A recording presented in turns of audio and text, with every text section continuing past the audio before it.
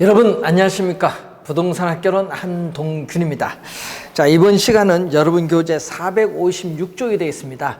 감정평가의 우리가 3방식에 대한 기초 이론을 우리가 살펴보는데, 자, 먼저 우리가 감정평가의 3방식 관련해서 456페이지 우리가 얘기를 합니다.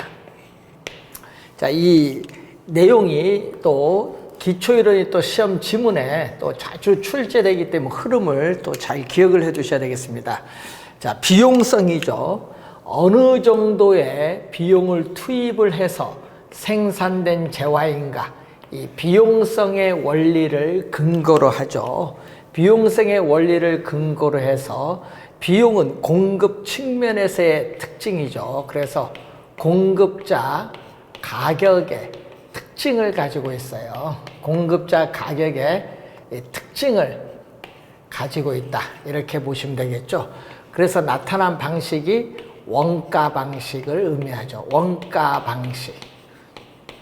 방식인데, 이 공급 측면에서 우리가 중시하는 원가 방식은 두 가지로 볼 수 있습니다. 원가 방식은 대상 부동산의 가액을 구하는 원가법. 이때 대상 부동산의 가액을 적산 가액이라고 하고, 대상 부동산의 임대료를 구하는 우리가 적산법, 이 적산 임대료를 의미하죠. 자, 비용성의 원리를 근거로 합니다.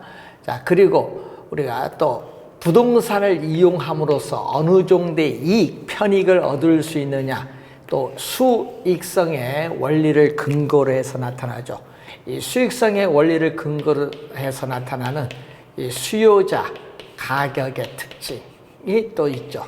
이 수요 측면을 중시하는 이 수요자 가격의 특징이 나타나면서 나타난 방식이 이 수익 방식이 되겠죠. 수익 방식. 이 수익 방식이 우리가 나타납니다. 자, 이 수익 방식에서 또 두 가지가 나타나죠. 우선은 이 대상 물건의 가액을 구하는 이 수익 환원법. 이 수익 환원법에서 구한 대상 물건의 가액을 수익 가액이라고 하고, 우리가 대상 물건의 임대료를 구하는 수익 분석법이죠. 수익 분석법은 뭐를 구하는 거죠? 우리가 대상 부동산의 임대료를 구하죠. 수익 임대료를 구하는 수익 분석법이죠. 자, 그리고 우리가 부동산 시장에서 어느 정도의 가격으로 거래되고 있느냐, 거래 가격이 얼마냐, 이 시장성의 원리를 근거로 해서 나타나는 우리가 특징으로서 이 시장의 수요와 공급에 의해서 나타나는 알프레드 마샬에서 나타나는 균형 가격의 특징을 가지면서 나타난 방식이 바로 비교 방식이죠. 비교 방식. 자, 이 비교 방식이 나타납니다. 자, 이 비교 방식에 의해서 우선 대상 물건의 가액을 구하는 거래 사례 비교법이 나오죠. 거래 사례 비교법. 대상 물건의 임대료를 구하는 임대 사례 비교법이 있습니다. 이때 거래 사례 비교법에서 구한 대상 물건의 가액을 비준 가액이고, 임대 사례 비교법에서 구한 대상 물건의 임대료를 비준 임대료라고 하죠. 자, 비준 가액, 비준 임대료, 용어가 좀 어렵죠. 자, 그런데 우리가 또 하나가 공시지가 기준법이 또 있습니다. 자, 여기는 비교가 아니라 공시지가 기준법이다. 공시지가 비교법이 아니라 공시지가 기준법인데, 자, 우리나라 감정평가에 관한 규칙 제14조 1항이죠. 14조 1항에 보면은 우리가 토지를 감정평가업자는 토지를 감정 평가할 때, 토지를 감정 평가할 때는 공시지가 기준법을 적용하여야 한다. 공시지가 기준법에서 구한 우리가 대상 토지에 있어서의 가액이 얼마냐 이거죠. 그래서 3방식, 원가 방식, 수입 방식, 비교 방식 3방식에 있어서 우리가 이렇게 7가지 방법, 7방법이 나타납니다. 이때 재화의 경제적 가치를 판정할 때는 비용성, 수익성, 시장성 3가지를 고려해야 되는데, 이것을 우리는 가격의 삼면성이라고 하죠. 이 가격의 삼면성으로서 감정 평가에 있어서의 3방식의 성립의 근거가 됩니다. 이 평가의 3방식의 성립의 근거가 된다는 그러한 내용이 나와 있습니다. 그래서 여러분이 이 456페이지에 거기에 가격의 삼면성이 나오고 457페이지에 그 표에 보면은 3방식 7방법에 대한 내용이 이제 나오고 있다. 자, 이 내용을 기본적으로 기억을 좀 해두시면서 우선 보도록 합니다. 자, 시산가액 조정과 관련해서 459페이지 보시면 의의를 볼까요? 자, 여러분이 감정평가의 3방식에서 산출된 이 개개의 가액인 적산가액, 수익가액, 비중가액을 시산가액이라고 합니다. 그래서 위에서 두 번째 보시면은 이런 시산가액은 대상부동산의 최종평가 가격이 아니라 최종평가 가격으로 확정되기 전 중간 과정으로서의 시산적 의미를 가지고 있다. 이렇게 보시면 되겠습니다. 자, 그래서 이 시산가액에 있어서 조정이죠. 시산가액. 그래서 시산가액의 개념을 우리가 보고 이 감정평가의 3방식을 우리가 적용함으로써 구한 개개의 시산가액은 중간 과정으로서의 의미를 가지고 있습니다.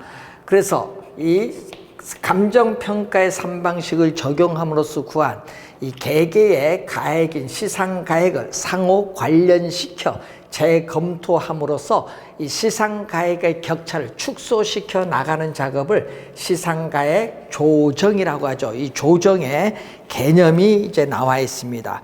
자, 그래서 459페이지 3번 시산가액의 조정의 1번을 보시면은 이 시산가액 조정하는 방법이 나오죠. 이 조정하는 방법을 보면은 감정평가의 3방식.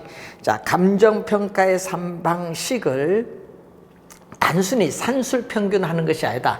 자, 여러분 시산가액, 적산가액, 수익가액, 비중가액 이 3가지를 다 더해서 3으로 나눠주는 게 상술평균이라고 하는데 이 3방식에 의해서 구한 가액을 단순히 산술평균하는 것이 아니라 대상 물건의 용도, 특성이라든지 평가의 목적 등에 따라서 우리는 가중치를 설정하고 이를 기준으로 우리가 평균을 해서 우리는 구하는 방법이죠. 가중 평균으로 우리가 가중치로 조정합니다. 그래서 가중치로 조정한다. 그래서 가중치로 조정하는 방법이 있죠. 자, 30회 시험에 또 정답 지문으로 물었고 또 계산 문제도 한번 또 출제했었죠. 자, 이 방법이 또 있고 거기에 보시면은 또 가장 우리가 거기 보면 물건의 성격이나 조건 등을 고려해서 가장 적절한 방식에 의하되 이 주된 방식으로 구한 가격과 다른 방식으로 구한 가격을 비교해서 그 합리성을 우리가 검토한다. 그래서 우리가 주된 방식과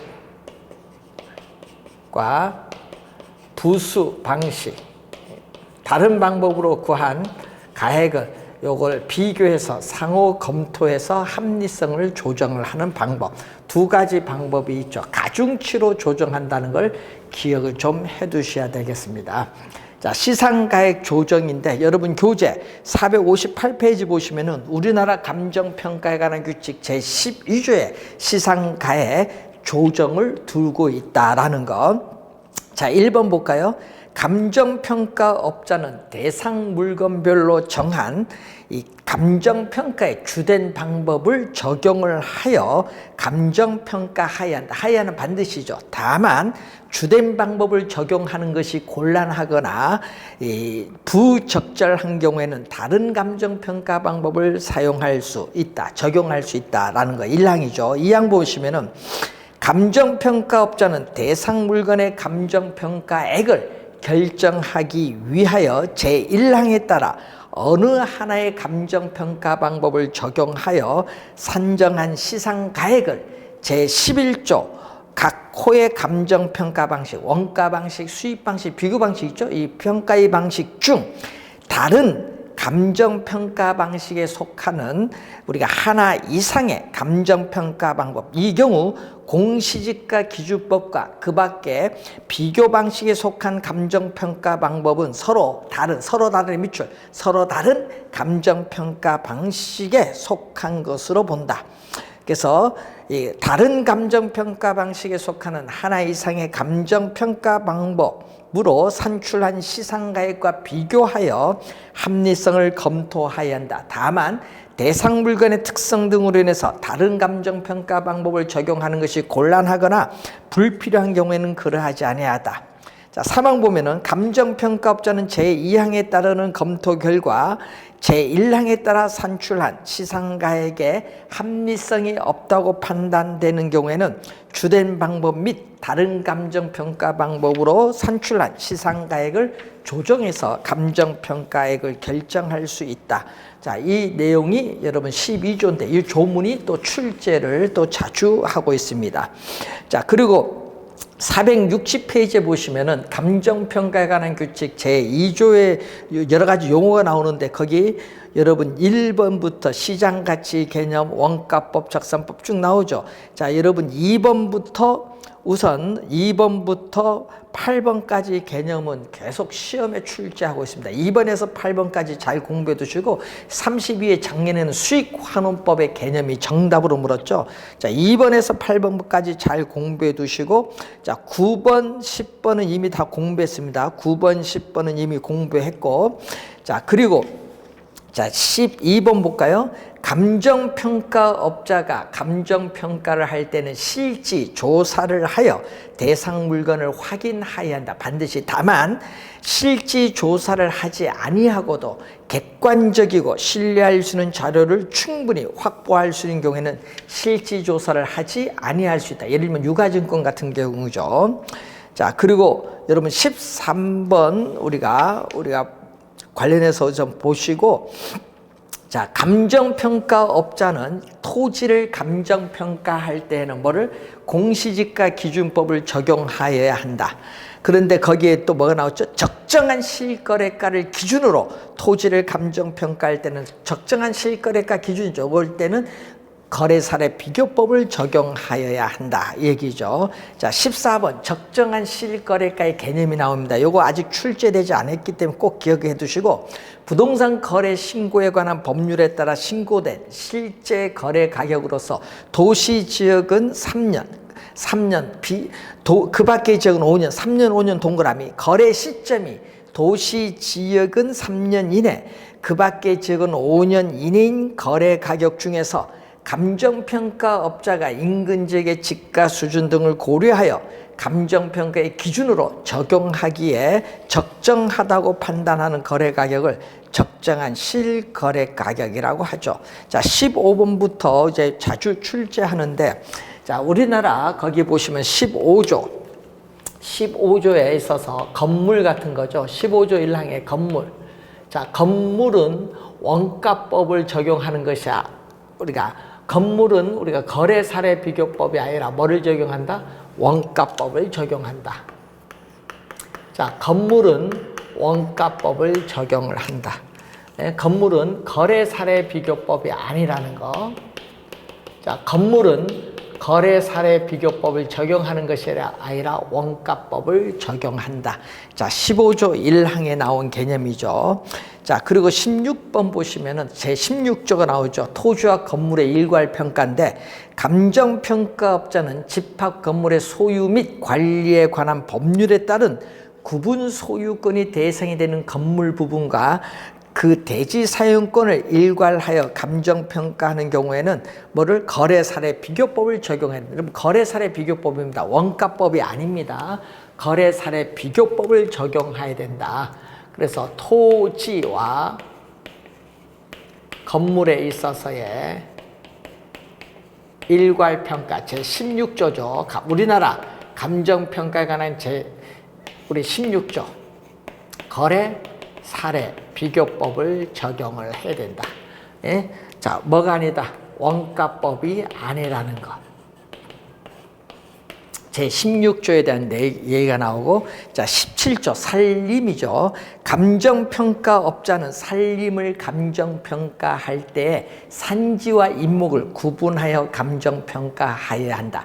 이 경우 우리가 임목은 거래사례 비교법을 적용하되 지름이 작은 숲인 소경목림은 원가법을 적용할 수 있다. 자, 그리고 이 항을 보면 산지와 임목을 일괄하여 감정평가할 때에 거래사례 비교법을 적용해야 된다. 17조 이 항이죠. 산지와 임목을 또 일괄 평가할 때 또 거래사례 비교법을 적용하여야 한다. 자, 18조 과수원을 감정평가하죠. 자, 과수원을 평가할 때는 또 수익환원법이 아니다. 자, 과수원은 또 수익환원법이 아닌 또 거래사례 비교법을 적용하여야 한다. 자, 20조 1항 보면은 자동차, 21조 동산은 거래사례 비교법이죠. 이 자동차와 동산인데, 자, 주의해야 될 건 자동차인데, 자동차는 원가법이 아닙니다. 자, 자동차는 원가법이 아니다. 거래사례 비교법이고, 자, 동산도 21조 동산도 거래사례 비교법이고, 자, 여러분의 본래 용도의 효용 가치가 없는 물건은 해체 처분 가액으로 감정평가할 수 있다. 자, 20조 2, 3, 4인데 건설기계, 항공기, 선박이죠. 원가법을 적용하는데 감정평가업자는 선박을 감정평가할 때에 선체, 기관, 이전별로 구분하여 감정평가하되 각각 원가법을 적용하여야 한다. 그래서 이제 건설기계 20조 2항이죠. 건설기계, 사망, 20조 사망 선박, 사항 항공기 이건 다 원가법을 적용을 하여야 한다. 원가법을 적용하여야 한다. 그리고 임대료를 감정평가할 때죠. 자, 임대료 22조에서 임대료를 감정평가할 때는 임대사례 비교법을 적용을 하여야 한다. 임대사례 비교법을 적용을 하는데 적산법이 아니라는 거. 적산법이 아니라는 걸 기억을 좀 해두셔야 되겠습니다. 자, 그리고 우리가 맨 밑에 우리가 19조 요항 보면 감정평가업자는 광업재단을 감정평가할 때, 자, 광업재단을 우리가 감정평가할 때는 뭐를 적용한다? 수익환원법을 적용해야 된다. 수익환원법을 적용해야 한다.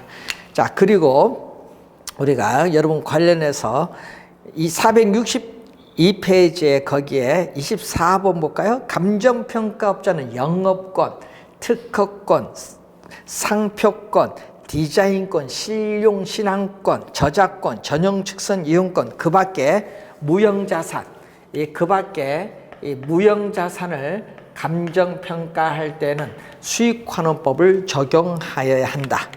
자, 그리고 25번 보시면 상장 주식은 거래사례 비교법을 적용하고 상장 채권도 거래사례 비교법, 비상장 채권은 우리가 수익환원법이죠. 그래서 상장 주식, 상장 주식, 증권거래소의 시세가 있는 상장 채권은 뭐를 적용한다?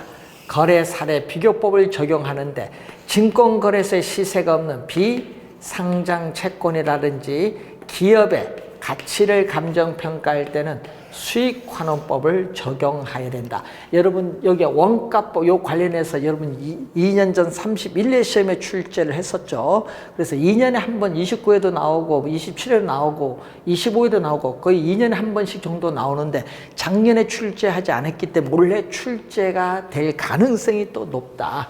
그래서 올해 출제가 또 될 가능성이 높다는 걸 기억을 해 두시면서 또 별표 3개 정도 또 확인을 해야 되겠죠. 요거 잘 확인해야 됩니다. 우리가 시험 문제 어렵게 출제하지 않는다는 거 기억을 좀 해 두시면서 봅니다. 자, 26번 제25조죠. 자, 감정평가업자는 소음, 진동, 일조 침해 또는 환경오염 등으로 대상 물건에 직접적 또는 간접적인 피해가 발생하여 대상 물건의 가치가 하락을 한 경우에 그 가치 하락분을 감정평가할 때에 소음 등이 발생하기 전에 대상 물건의 가액 및 원상 회복 비용 등을 고려해야 한다. 제일 마지막에 원상 회복 비용 등을 고려해야 한다. 밑줄. 시험에는요, 원상 회복 비용 등을 고려할 필요가 없다. 이렇게 출제합니다.